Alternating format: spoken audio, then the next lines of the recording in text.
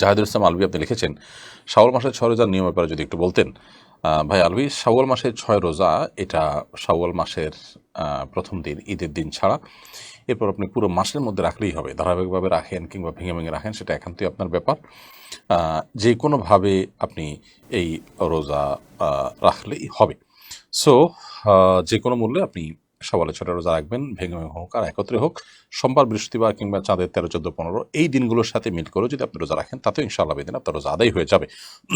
আমরা অনেকেই আছি যারা হয়তো তাদের শুধু শুক্রবার বন্ধ থাকে, সেদিন তারা রাখতে চান। যদিও শুধু জুমার দিন রোজা রাখা হাদিসে নিষেধ, বা জুমারকে কেন্দ্র করে কোনো দিনকে রোজার জন্য ফিক্স করা হাদিসে নিষেধ, কিন্তু আপনার জন্য শাওয়ালের 6 রোজা রাখার জন্য অন্য যদি অপশন না থাকে, এটাই আপনার জন্য সহজ হয়, তাহলে সপ্তাহে মাসে 4টা জুমা পাওয়া যায়, সেই দিনগুলো আপনি রাখতে পারেন শাওয়ালের 6 রোজার জন্য।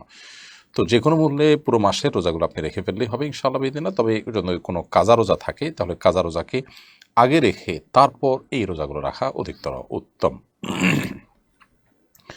এরপর